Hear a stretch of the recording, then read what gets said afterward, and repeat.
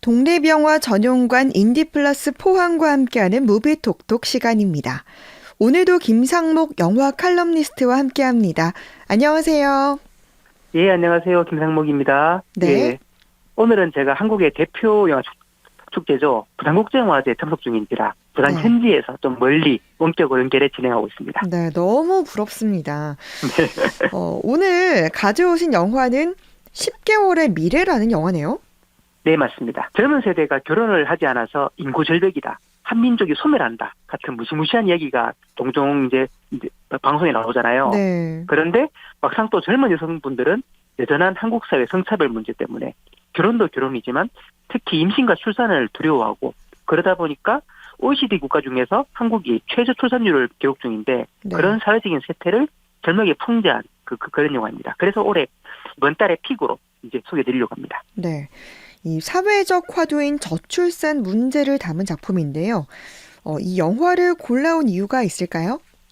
네, 아무래도 독립영화가 사회 현실과 이제 그 변화를 가장 첨단에서 담아내는 그런 영화들이잖아요. 네네. 그래서 10개월의 미래 속에 담긴 내용이 독립영화 중에 아주 특별한 건 아닙니다만 이 영화가 민감한 갈등을 풀어내는 방식 그리고 현실을 그저 보여주는 데 끝나지 않고 아직 정답은 모르겠지만 이제 이런 어떤 사회적인 문제를 풀고야 말겠다는 긍정적인 태도가 담겨 있는 영화라서 꼭 보시기를 이제 추천하려고 합니다. 네, 그러면 영화의 기본 줄거리를 좀 소개해 주세요. 네, 어플 프로그램을 개발하는 벤처기업에서 일하는 29살 독신 그리고 여성인 최미래는 어느 날 임신 10주라는 진단을 받고 카오스에 빠지게 됩니다. 안정된 직장이나 결혼을 거부하고 가족과 이제 사이를 이제 나쁘게 척을 져가면서도 자기의 꿈과 목표를 쫓던 당당한 비혼주의자 그렇던 미래가 이런 임신을 했다는 청천벽력 소식에 당황해하면서 이제 남들이 하는 현실적인 고민을 시작하게 돼요. 네. 그런데 속모르는 또 남친은 이참에 결혼하자고 막 좋아합니다만 이제 둘 사이 그리고 둘 주변에는 지금까지는 피해왔던 온갖 문제들이 막 터져 나오기 시작합니다. 네. 결혼은 둘이 하는 게 아니라는 말이 있잖아요. 네네. 그 말 그대로 부모님들이 이제 간섭을 시작하고 미래와 또 남친구 사이에도 이제 현실 문제 때문에 골이 깊어져만 네. 갑니다. 영화를 좀 검색해 보니까 이 주인공이 등장하는 스틸 사진들만 봐도 미래의 절박한 심정이 좀 전해오는 것 같더라고요. 네, 이 영화 스틸컷이 정말 절묘해요. 네. 이 영화가 참 탁월한 점은 초반에는 정말 이 스틸컷은 정말 만화에서 막 튀어나온 것 같은 캐릭터였던 주인공 미래가 시간이 흐를수록 점점 무수한 난간에 부딪혀가면서 성장해가는 면모가 잘 형성화되어 있다는 점입니다. 네. 흔히 이런 이야기와 소재는 내 인생이냐 또는 아이냐 식으로 아주 이분법적인 접근으로 기울기가 쉬운데 네. 이 영화 10개월의 미래는 주인공이 현실에서 겪을 모든 문제를 마치 가상 르포처럼 전과등을 쟁점별로 그리고 시간순으로 콕 집어 다루면서도 주인공에게 꼭 누군가가 등장해서 최악의 순간마다 조언을 해줍니다. 도움을 주고. 그래서 미래가 시련을 극복할 수 있게 되는 이제 미덕을 보여주고요. 그런 태도가 지금 우리 사회에서 좀 꼭 필요한 지점을 탐색하고 있지 않나 생각을 해요. 그래서 이 영화가 무척 소중하게 저한테는 다가오고 있습니다. 지금은 많이 변했다곤 하지만 여전히 여성에게 이 출산과 육아 문제는 큰 부담이 아닐 수 없습니다. 네, 맞습니다. 미래가 영화 중반에 겪는 일이냐 출산이냐 갈등 상황에서 자기가 몸담고 헌신했던 벤처기업이 보여주는 이제 한계도 일과 결혼의 양립이 여전히 여성에게 얼마나 어려운 문제인지 잘 표현하고 있고요. 네. 또 이 영화는 이제 여성만의 문제를 넘어서 이제 미래의 나는 친구인 윤호가 겪는 자립의 어려움, 그리고 기성세대의 그런 이제 청년 세대에 대한 몰이의 문제, 그리고 미래의 선배가 보여주는 커리어 우먼의 환상이 얼마나 힘든 일인가, 얼마나 현실과 유리되어 있는가에 대해서 세대를 넘어서 공감할 수 있는 풍자가 아주 가득한 영화입니다. 네. 이 코미디의 외피를 쓰고 있지만 사회 풍자가 만만찮은 그런 작품이네요. 네, 그렇습니다. 사실 제대로 사회 풍자를 하는 게 무척 힘들잖아요. 네네. 그런데 이 영화는 정말 연출과 대사가 맛깔나게 잘 짜여져서 보는 내내 지루하거나 심각해지기는커녕 눈을 뗄 틈 없이 과연 미래는 어떻게 될까? 관객들이 두근두근 계속 이제 지켜보면서 기다리게 만듭니다. 네. 장편 영화는 이제 이 영화 데뷔작이지만 이미 아주 많은 단편으로 호평받았던 남궁선 감독의 내공이 좀 정말 제대로 총출동한 것 같은 그런 영화입니다. 네.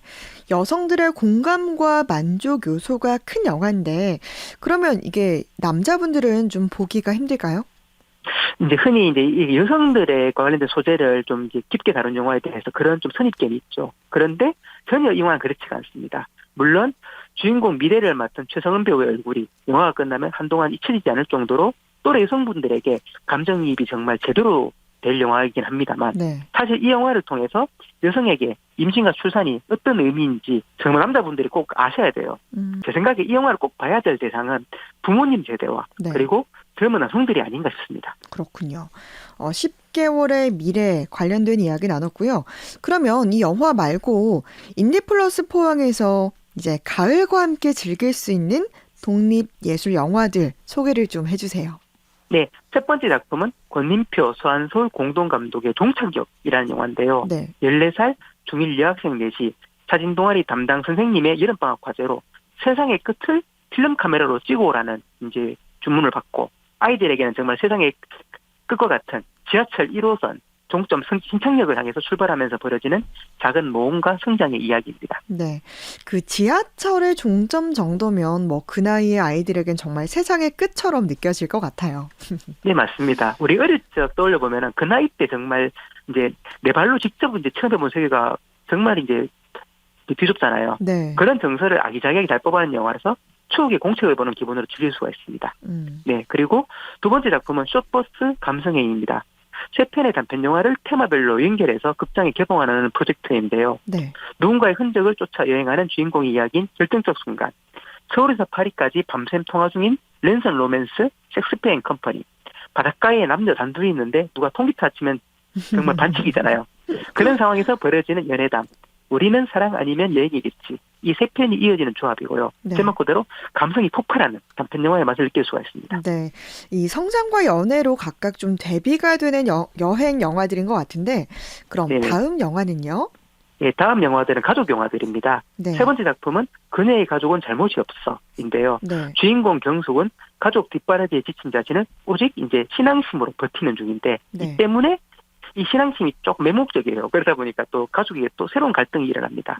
이제 백수 남편과 삼촌, 군생활에 적응 못하는 아들, 반항적인 딸이 아슬아슬한 조합이에요. 그래서 정말 이제 이 가족이 벌이는 사건 사고 속에 관객들은 과연 이 가족들이 과연 무사하게 그 영화 끝까지 이어질까 걱정하게 되는 그런 블랙 코미디 영화입니다.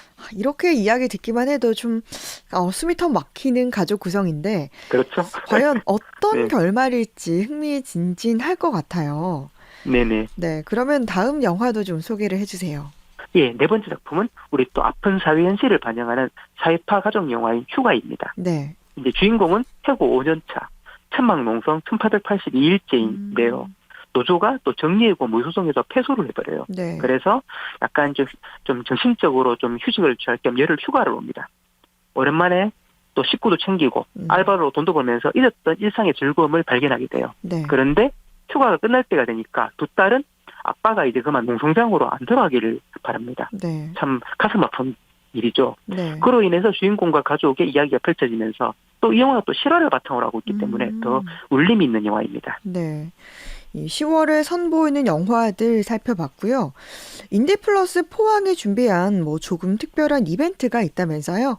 네, 인디플러스 포항에는 시너지라는 이름으로 매년 기수별로 활동하는 관객 프로그래머 제도가 있습니다. 네. 우리는 이제 극장에서 직원들이 영화도 고르고 실무도 다 처리하는데 익숙하잖아요. 네네. 하지만 이 행사는 이 시너지 식구들이 중심이 되어서 시너지 픽이라는 제목으로 기획전을 진행하는데요. 네. 이제 청춘의 재정이라는 이제 주제로 단순히 10대나 20대 이야기뿐만 아니라 50대, 60대 나이 들어서도 정열과 꿈을 잃지 않고 청춘의 삶을 살려는 사람들의 이야기를 중심으로 꾸렸다고 합니다. 네. 10월 16일 토요일 하루 동안 이제 세 편의 영화 몽마르트 파파, 족구왕, 다시 만난 날들 이 이제 영화를 상영하는데 네. 마지막 상영인 다시 만난 날들에서는 이 영화를 만든 포항 출신의 신천양 감독 신의 토크도 준비되어 있다고 하네요. 네.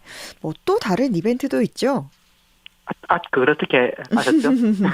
그 다음 주입니다. 10월 23일 토요일 이제 4시 30분에는 이제 관객 프로그래머 시너지에는 영화 제작팀도 있거든요. 네. 이분들이 직접 단편 영화를 제작해서 열리는 스마트폰 영화제, 손바닥 영화가 기획되어 있습니다. 네. 이제 이 시너지 멤버들이 직접 기획하고 촬영을 했는데 이제 우리 지역 시민들은 다들 잘 아실 해파란 길을 걸으면서 비경을 감상하고 지역 문화를 체험하는 브이로그 형식의 단편 영화라고 합니다. 네. 상영 후에는 이 시너지의 영화 제작단과 시네토크도 계획되어 있기 때문에 네. 우리 주변 지인분들, 동네 이웃분들 많이 보러 와주시면 이제 좋을 것 같습니다. 네, 굉장히 좋은 시간이 될 것 같네요. 오늘도 좋은 영화 소개 잘 들었습니다. 무비톡톡 김상목 영화 칼럼니스트였습니다. 11월에 뵙겠습니다. 예, 감사합니다.